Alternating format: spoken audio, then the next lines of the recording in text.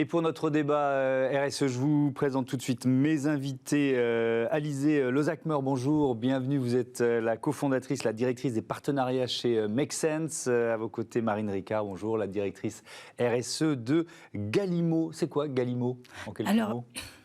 Galimmo, en fait, c'est une foncière qui a été créée en 2016 pour gérer les centres commerciaux attenant aux hypermarchés Cora.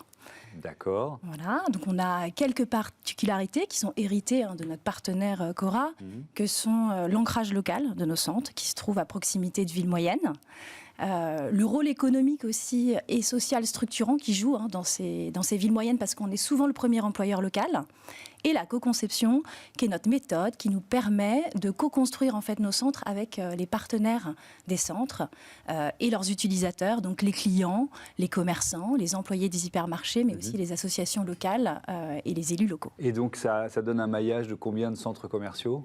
C'est 60 centres qui se trouvent en France, donc dans la grande partie nord-est de la France et en Belgique. D'accord, et on va voir effectivement qu'il y a pas mal d'actions menées en commun avec Make Sense. Vous êtes déjà venu dans cette émission, mais je vais vous demander de nous représenter Make Sense. Avec plaisir. Make Sense, c'est une association qui a 10 ans maintenant. Notre mission depuis le départ, c'est d'inspirer, de former, d'accompagner toutes les personnes qui ont envie d'agir pour construire une société qui soit plus juste et plus durable. Notre spécificité, c'est de travailler tout autant avec des étudiants, des jeunes, des citoyens, qu'avec des entrepreneurs et des porteurs de projets et avec des collaborateurs en entreprise, voire même dans les collectivités. Donc on forme des gens un petit peu partout à ce qu'ils puissent agir véritablement pour le bien commun. Oui, vous accompagnez notamment des entreprises, 200 000 personnes engagées, 8 000 entrepreneurs soutenus, plus de 400 partenaires institutionnels, une équipe de 120 personnes pour rajouter quelques éléments chiffrés à votre présentation. Depuis 2019, vous travaillez ensemble avec quel objectif ? C'était quoi la feuille de mission en quelque sorte ? Quand on s'est rencontrés en 2019, l'objectif c'était de voir comment les centres commerciaux de Galimmo pouvaient encore plus s'intégrer sur les territoires et renforcer leur ancrage local en partenariat avec des acteurs locaux, que ce soit des associations ou des entrepreneurs. Et donc on s'est retrouvés un peu sur cette volonté-là de créer un pont entre ces deux mondes pour créer de la valeur économique, sociale, environnementale sur les territoires d'implantation. Oui. Et on parle d'innovation responsable et solidaire. Vous, votre envie, votre feuille de mission, en quelque sorte, c'était quoi quand vous avez démarré cette aventure ? C'était intégrer à vos centres commerciaux une offre différente, un service différent ? C'était quoi l'idée ? Alors nous, en fait, nos centres commerciaux, pour les rendre les plus attractifs possibles, il faut qu'on réponde en fait aux attentes de nos clients. Et nos attentes de nos clients, c'est rien d'autre que les attentes en fait qui sont à l'œuvre, les changements qui sont à l'œuvre dans la société tout entière. Et donc pour répondre à ces nouvelles attentes, on s'est dit que en fait, c'était les associations qui étaient aux premières loges de ces évolutions sociétales, de ces nouvelles aspirations en fait pour nos clients. Et donc, on s'est tourné vers Make Sense, de la même manière que quand on rénove un centre, on se tourne vers ce qu'on pense être le meilleur architecte. Oui. Et bien, on s'est tourné vers Make Sense qui, pour nous, avait la meilleure connaissance, en fait, de ces associations et ces entreprises sociales et engagées. Et donc, ça a donné une première boutique solidaire Emmaüs, c'est ça, dans un centre commercial à Saint-Avold. Ça, c'est la première concrétisation de ce travail commun, c'est ça ? Tout à fait. Pourquoi Emmaüs ? Alors en fait, on a identifié avec Make Sense et avec nos collaborateurs 2 enjeux prioritaires qui étaient l'économie circulaire et le lien intergénérationnel. Suite à ça, on a rencontré, Make Sense a sourcé 12 associations et entrepreneurs. On a rencontré ces 12 entrepreneurs et associations avec les collaborateurs de Galimmo. Et de cette rencontre est né un projet avec Emmaüs, parce qu'avec Emmaüs, en fait, on se retrouvait sur des points communs qui étaient cette volonté d'ancrage local, le fait de regarder en fait les possibilités territoire par territoire pour le bénéfice à la fois du centre, mais aussi des communautés locales, de nos clients. Et donc, c'est avec Emmaüs qu'on a choisi et qu'on s'est choisi en fait pour avancer sur un premier projet pilote, qui est une boutique qui a ouvert en octobre 2020. Octobre 2020, quand vous démarrez, quand vous ouvrez cette boutique solidaire Emmaüs dans le centre commercial Cora de Saint-Avold, vous dites quoi ? On est parti pour en créer un peu partout. On évoquait votre maillage local tout à l'heure. Il y a déjà cette idée en tête, on s'observe, on voit ce qui se passe. Comment ça a fonctionné ? Vous avez raison, il y a un sujet qui est celui, il faut que ça marche sur le terrain. Oui. Nous, on n'a pas volonté à déployer sur les 60 centres une boutique Emmaüs. On a envie de répondre aux besoins locaux oui, donc de ça nos veut dire clients. que ce ne sera peut-être pas forcément la même association dans chaque centre commercial, c'est ça ? Tout à fait, tout à fait. On regarde vraiment les besoins locaux. Il y a aussi les communautés Emmaüs qui sont très concernées et il faut que ça réponde à leurs besoins. Toutes les communautés d'Emmaüs n'ont pas besoin d'une boutique dans un centre commercial parce qu'elles ont des activités qui sont différentes ou des objectifs différents. Donc il faut que ça matche en fait. Donc on a ouvert cette première boutique, une seconde boutique en décembre dernier dans notre centre de Moulins-les-Messes avec la communauté, une autre communauté locale d'Emmaüs. Et aujourd'hui, on regarde vraiment les possibilités avec Emmaüs sur chacun des territoires. Si on est très concret, Alizée Lozachmer, c'est quoi le rôle de Make Sense dans ce cas particulier ? Vous faites l'interface ou alors il y a d'abord une définition, enfin une sorte, alors j'allais employer un horrible mot du monde de l'entreprise, un audit. Vous vous dites qu'est-ce qu'on cherche, qu'est-ce qu'on veut, qu'est-ce qu'on peut faire ensemble ? Je pense que l'apport de Make Sense, il est sur 2 ou 3 points, sur la méthode, sur 3 points, la méthode, l'accompagnement des collaborateurs et puis le matching entre les deux mondes. Oui. Donc sur la méthode, en effet, on a commencé par regarder l'activité ensemble de Galimmo et se demander quels sont les sujets sur lesquels Galimmo est pertinent et crédible pour se déployer. Donc la seconde main, l'intergénérationnel notamment et l'économie circulaire.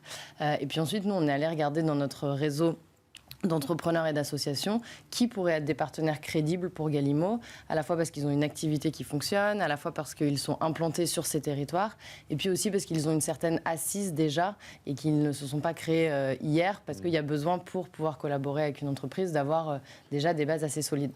Et puis ensuite, on organise les rencontres, on forme les collaborateurs, à la fois pour sélectionner le projet, pour bien concevoir un projet qui puisse fonctionner, et puis ensuite dans la mise en place, comme toute collaboration, comme tout mariage, il y a des moments où il y a des petits accros qui peuvent arriver. Et nous, on est là pour accompagner ce mariage et puis identifier les sujets sur lesquels il est nécessaire de travailler. La formation des collaborateurs, je veux bien faire un focus là-dessus. Pourquoi il y en a besoin ? Alors, il y a d'abord l'implication des collaborateurs pour choisir les projets. Encore plus sur un métier qui est très local, il faut que les responsables de centre, les personnes sur le terrain, soient les premiers embarqués.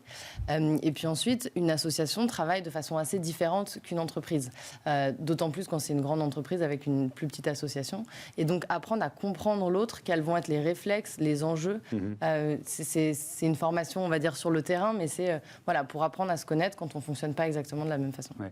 Et c'est vrai qu'on parle beaucoup de la recherche de sens des collaborateurs, des futurs salariés des entreprises. Qu'est-ce que ça représente un projet comme celui-là, justement, dans la cohésion interne en matière de RH pour une entreprise comme la vôtre ? Vous avez raison, c'est très important, ces aspirations sociétales, cette recherche de sens, elle touche nos clients, mais elle touche aussi également, bien sûr, nos collaborateurs. Ça a été des bénéfices pour nos collaborateurs qui ont découvert une autre facette de leur job, un autre niveau d'implication, qui ont découvert aussi cette collaboration avec le monde associatif. Et ça a été... on a créé du coup un programme aussi d'ambassadeurs autour de ces sujets RSE, et c'est très important pour nous en termes RH. C'est vraiment on sent des vrais bénéfices. Ouais. Est-ce que c'est aussi une façon de se démarquer de la concurrence ? On peut dire les choses clairement, parce que moi je vois ici sur ce plateau énormément d'entreprises dans tous les secteurs qui prennent un virage RSE, qui s'engagent, qui mènent des actions. C'est devenu un argument pour les collaborateurs, pour les clients, pour les partenaires, pour le financement. Bref, l'économie est en train de muter. Est-ce que c'est un argument marketing aussi ? C'est certainement un argument marketing, mais en fait, nous, on a toute notre légitimité à aller sur ce terrain en fait, du social et du sociétal. Parce que c'est notre ADN, parce que c'est l'héritage de Cora qui est très impliqué en local, qui travaillait déjà avec ce monde associatif. Donc, si vous voulez, pour nous, c'est la suite de l'histoire. Oui, c'est la suite de l'histoire. Est-ce que vous, au contraire, ça vous arrive, alors là je sors de l'histoire commune avec Galimmo et Cora, de sentir ça, vous voyez, dans les entreprises qui viennent vous contacter, disant « il faut vraiment qu'on ait un truc RSE, là, aidez-nous ». On le sent directement. Oui. C'est marrant parce que ça a assez évolué. Ces dernières années, ça pouvait être un argument de marketing, de communication, et de plus en plus, depuis 3-4 ans, c'est avant tout aussi sur l'argument RH dont on a parlé, et ce sujet de dire les collaborateurs poussent, les jeunes qui arrivent dans l'entreprise nous demandent ce qu'on fait. qu'est-ce qu'on peut répondre? Et du coup, je trouve ça assez intéressant parce que d'un argument externe qui a ses limites, on passe à un argument interne et donc c'est l'intérieur de l'entreprise qui veut pousser. Et je crois que c'est très prometteur pour aller au bout des transformations. Quand c'est purement un argument marketing, on peut vraiment s'arrêter au milieu, alors que quand c'est un argument interne, on ne peut pas au bout d'un moment se voiler la face. Donc ça pousse vraiment les entreprises à aller de plus en plus loin. On parle d'innovation responsable. Qu'est-ce que ça veut dire pour vous et à quel point ce que vous mettez en place est spécifique pour une entreprise ou finalement peut bénéficier à d'autres et un peu à tous? Alors, c'est intéressant de parler d'innovation responsable parce que parfois, quand on veut être plus ancré localement, plus respectueux des hommes, des femmes, de la planète, en fait, on revient à des modèles parfois un petit peu plus du passé. C'est vrai. Donc moi, on réinvente, oui. On réinvente des façons, on réinvente le troc, on réinvente la seconde main, etc. Donc voilà, c'est de l'innovation où je trouve intéressant aussi les concepts de low-tech, donc de basse technologie, pour se dire l'innovation n'est pas forcément la technologie. Et l'innovation responsable, c'est comment on développe l'entreprise en respectant les limites des hommes et des femmes et de la planète. Et du coup, outre les produits, les services que ça permet de développer, je trouve que c'est toute l'approche, et c'est ce qu'on illustre vraiment avec Galimmo, l'approche de la collaboration et du territoire contre une approche plus compétitive et de concurrence qu'on sent beaucoup dans le secteur économique. Marine Ricard, il y a d'autres projets en commun avec d'autres associations éventuellement ? Oui, alors il y a d'autres projets. On a formé nos collaborateurs donc du coup à l'ouverture de boutiques sociales et solidaires. Et du coup, la collaboration, en tout cas la collaboration, elle ne s'arrête pas avec Emmaüs. Il y a d'autres projets de boutiques qui sont en train d'ouvrir avec d'autres associations comme la ressourcerie, comme la recyclade sur d'autres territoires parce que du coup, ça matche plus avec les besoins du territoire. Et on a aussi d'autres projets de continuer cette collaboration sociale et responsable sur d'autres sujets et sur d'autres enjeux qu'on a identifiés, que sont la réparabilité, par exemple, que sont la revalorisation des déchets alimentaires de nos restaurants. Et pour vous répondre et pour ajouter juste un petit point en fait sur l'argument marketing, nous c'est une nécessité en fait de rester attractif et d'offrir autre chose dans nos centres commerciaux que des services marchands. On a besoin en fait de mixer les usages et les raisons de venue. Donc en fait, on répond à un vrai enjeu cœur business quand on fait ça et quand on ouvre des boutiques de seconde main parce que c'est des bénéfices pour nos clients et pour notre centre.